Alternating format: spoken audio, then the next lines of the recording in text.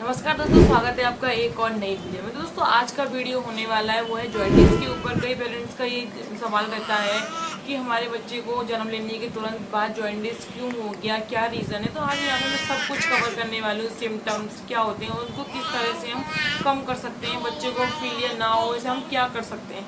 तो बिना किसी टाइम वेस्ट के चलिए स्टार्ट करते हैं इस वीडियो को। तो सबसे पहले आता है दोस्तों, जो माँ होती है और वो बच्चा है उसका ब्लड ग्रुप कॉम्पिटेबल नहीं होना। इस स्थिति में भी बच्चे को सब ज़्यादातर चांसेस रहते हैं जॉइंटिस होने के। तो कई बार क्या होता है कि जो बेबी होता है वो 37 वीक से पहले जन्म ले लेता है, जो या प्रीमेच्योर पैदा हो जाता है, तो उसको भी जॉइंटिस होने के ज़्यादातर चांसेस रहते हैं। तो यहाँ पे हम जॉइंटिस के प्रकारों के बारे में भी बात करेंगे कि जॉइंटिस कितने प्रकार का होता है, बच्चे को किस तरह से होता है। कई बार क्या होता है कि जब बच्चा या तो जन्म लेता है, जन्म से ही उसको जॉइंटिस आता है। और कई बार ऐसा होता है कि बच्चे को या 2 या 3 दिन के बाद हमको लगता है कि इसकी आंखें थोड़ी पीली पीली दिखाई दे रही हैं, इसकी बॉडी भी थोड़ी थोड़ी पीली दिखाई दे रही है। तो कई बार बच्चे को 2 या 3 दिन बाद भी जॉइंटिस होता है। और ये होता क्यों है, अब इसके बारे में हम जानेंगे कि बच्चे को जॉइंटिस किस रीजन की वजह से यहाँ पे होता है। तो इसका रीज़न ये है कि जो या तो हमने बच्चे को ढंग से फीड नहीं कराया है, क्योंकि बच्चा भूखा रहता है ना, तो उसको जॉइंटिस बहुत जल्दी होता है। क्योंकि जो लोग पहली बार पेरेंट्स बनते हैं उनको नहीं पता होता कि बच्चे को कब कितनी बार दूध पिलाना चाहिए, कितनी जल्दी जल्दी दूध पिलाना चाहिए। तो वो सबसे पहला मेन रीज़न होता है बच्चे को जन्म के बाद जॉइंटिस होने का। तो सबसे पहले तो हम ये जान लेते हैं कि या तो बच्चे को डिलीवरी के बाद जॉइंटिस हो या उसको जन्म के 2-3 दिन बाद हो। कोई भी बड़ी प्रॉब्लम नहीं है, दोनों को ही हम अपने लेवल पे थोड़ा सही करने की कोशिश कर सकते हैं। क्योंकि जब तक जॉइंटिस पिगमेंट का लेवल 15 से हाई नहीं हो जाता, 15 से ज़्यादा होता है तो हमको उसकी थेरेपी की ज़रूरत पड़ती है। अगर 15 है उसका लेवल है तो हम उसको नॉर्मली सही कर सकते हैं अपने लेवल पे। तो क्या होता है कि कभी कभी बच्चे को क्या अच्छे से न्यूट्रिशन नहीं मिल पाता, तो उसके लिए हम क्या करें। तो माँ का कभी कभी माँ की क्या डिलीवरी अलग सिचुएशन में होती है, या माँ की तबीयत ज़्यादा ख़राब हो जाती है, या वो उसको फर्स्ट बार माँ बनी है तो उसके क्या मिल्क नहीं आता है, तो बच्चे को अच्छे से दूध नहीं मिल पाता। तो ये रीज़न सबसे बड़ा होता है बच्चे के अंदर पीलिया होने का। तो इसके लिए आप लोगों को क्या करना है कि या तो आप बच्चे को फार्मूला मिल्क पिलाएं, अगर माँ का दूध नहीं आ रहा है तो फार्मूला मिल्क पिलाएं। उससे क्या होगा कि बच्चे का आपको अच्छे से न्यूट्रिशन मिलेगा, उसका पेट भरा रहेगा, तो उसको जॉइंटिस होने के बहुत कम चांसेस रहते हैं। बिल्कुल भी जॉइंटिस नहीं होगा। आप बस बच्चे का पेट भरा रखिए जब बच्चा होता है तब। क्योंकि माँ क्या होती है, अगर सी सेक्शन से होता है तो उठने बैठने में बहुत ज़्यादा दिक्कत आ जाती है। तो इसका असर सबसे ज़्यादा बेबी पे पड़ता है कि बेबी का पेट नहीं भर पा रहा है और बेबी को जॉइंटिस हो गया है।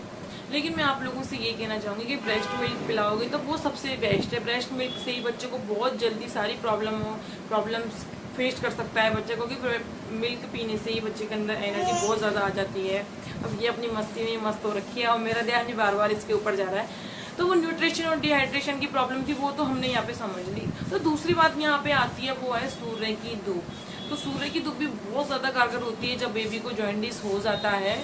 तो कभी कभी बड़े लोगों को भी हो जाता है तो वो भी धूप में भी बैठते हैं, तो बताते हैं कि बहुत ज़्यादा रिलीफ मिलता है धूप में जाने से। लेकिन जब बेबी को जॉइंटिस हो जाता है तो सुबह और शाम की धूप में, ज़्यादा मोटे कपड़े नहीं पहनाए बच्चे को, हल्के फुल्के ही कपड़े पहनाएं और सुबह और शाम की धूप बच्चे को ज़रूर दिखाएं। इससे बच्चे को बहुत ज़्यादा हेल्प होती है जॉइंटिस को सही होने में। क्योंकि आप लोगों ने देखा होगा कि जब बेबी को जॉइंटिस हो जाता है तो डॉक्टर भी उसको नीली लाइट के अंदर रखते हैं, वो भी कपड़े नहीं पहनाते हैं। थोड़ी सी आप पहनाते भी हैं, ज़्यादा सर्दी होती है तो, क्योंकि वो लाइट ही बहुत ज़्यादा गर्म होती है, तो बिना कपड़ों के ही वो उस मशीन के अंदर अपने बच्चे को रखते हैं, ताकि बच्चे का जो जॉइंटिस है वो बहुत जल्दी सही हो जाता है। इसलिए आप लोग अगर घर पे अपने बच्चे का ख्याल रख रहे हैं तो सुबह और शाम की धूप में बच्चे को थोड़ी देर के लिए बिठाएं गोदी में लेकर के, और उसको अच्छे से धूप दिखाएं ताकि बच्चे को जॉइंटिस से राहत मिल सके।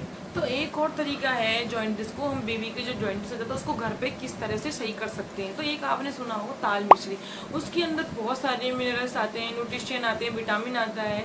लेकिन न्यूबॉर्न बेबी को नमक और मीठा नहीं दे सकते। लेकिन अगर जॉइंटिस है तो उसको हमको सही भी करना है, क्योंकि बेबी की हेल्थ का सवाल है। तो उसके लिए हमको क्या करना है, दाल मिश्री लेनी है और एक थोड़ा सा पानी बॉईल करना है। पानी को बॉईल करने के बाद उसको हमको ठंडा करना है।